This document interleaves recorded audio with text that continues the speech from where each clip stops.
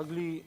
جو اللہ ویسے جنگ نہ کرے، جنگ کبھی بھی نہیں ہونی چاہیے، اور وہ بھی خاص کر دو نیوکلیئر آرم سٹیٹس میں، لیکن دنیا میں اگلی جنگیں لوگ کہتے ہیں، جو انٹلیکچوئلز ہیں وہ کہتے ہیں، جو واٹر ایکسپرٹس ہیں، کہ اگلی جنگیں جو ہیں وہ واٹر پہ ہونی ہیں، کیونکہ پانی ایک بہت ہی ہمارا قیمتی اثاثہ ہے،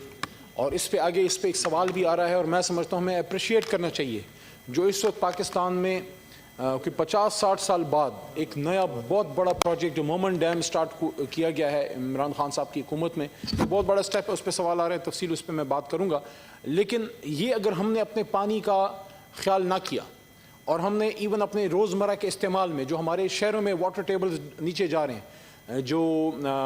ان دنوں میں چونکہ پانی کی ہم نے بات کی ہے، آپ کا کوئٹہ کا جو ہے واٹر ٹیبل نیچے جا رہا ہے، پشاور کا جا رہا ہے، اسلام آباد کا، لاہور کا، اور اس کے لیے جو عمران خان صاحب راوی پروجیکٹ لے کے آئے تھے کہ اس سے ہمارا واٹر ٹیبل لاہور کا بہتر ہوگا، اس کو انشاءاللہ ہم سپریم کورٹ میں کیس کو لے کے جائیں گے، ہوپ فلی ہم کنونس کر پائیں گے معزز عدالتوں کو کہ راوی کا اتنا بڑا پروجیکٹ ہے، اس سے بھی لاہوریوں کے پانی کا مسئلہ حل ہوگا۔ تو یہ جو ایشو ہے، دیکھیں لاہور کی، میں راوی کی بات کرنے لگا ہوں، اس لیے میں نے لاہور کے اس پروجیکٹ کی بھی بات کی ہے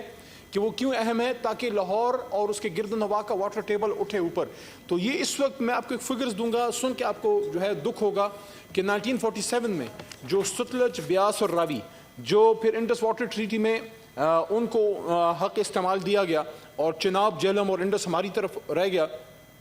اور اس کے ساتھ بھی جو ان کی عملداری ہے، جو حرکتیں ہندوستان کر رہا ہے، جو انڈس واٹر ٹریٹی کے حساب سے ہم نے اس کو یوز کرنا ہے، اس کی جو وائلیشنز وہ کر رہے ہیں، اس پہ بھی میں بات کرتا ہوں، لیکن ایک فگر میں آپ کو دے دوں جس سے آپ کو آئیڈیا ہو جائے گا کہ we are be standing at the moment, اس لیے ہمیں ایمرجنسی بنیاد پہ عمران خان صاحب کو کچھ اقدامات لینے پڑے۔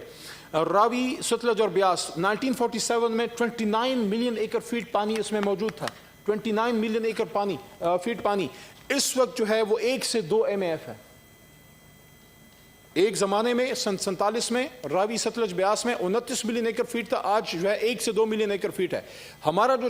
چناب، جہلم اور انڈس جو ٹریٹی کے بعد ہم نے اس کو یوز کرنا تھا، وہ 144 ملین ایکڑ فیٹ اس میں پانی ہے، لیکن ایشو اس میں یہ آ رہا ہے کہ وہاں جو رن آف دا ریور پروجیکٹس وہ لگا رہے ہیں،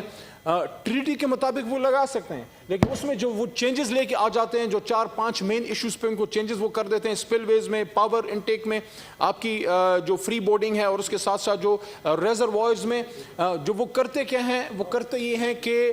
وہ اس میں وہ وائلیشنز کرتے ہیں جس میں آپ کی وہ ادھر سے مینپولیٹ کرتے تھے پانی کو، اگر آپ کو پانی چاہیے ہے یہاں بوائی کے لیے، وہ پانی روک دیتے ہیں، جب نہیں چاہیے ہوتا وہ چھوڑ دیتے ہیں، فلڈنگ ہو جاتی ہے۔ اس سلسلے میں ہمارے پاس جو میکینزم ہے، جو سینٹر صاحبہ نے بات کی ہے، وہ کیا ہے؟ ایک تو انڈس کمیشن وہ کرتا ہے، انڈس کمیشن اگر نہ کر سکے پھر گورنمنٹ ٹو گورنمنٹ لیول کرتا ہے، اور اگر انڈس کمیشن بھی حل نہ نکال سکے اور گورنمنٹ ٹو گورنمنٹ لیول بھی نہ ہو، دین وی گو ٹو ورلڈ بینک۔ اس میں جو اس وقت گنگا کی انہوں نے بات کی، رتلی کی بات کی ہے، وہ اس وقت ورلڈ بینک میں اس پہ جا۔ سبسکرائب کریں اور بیل دبائیں تاکہ کوئی خبر رہ نہ جائے۔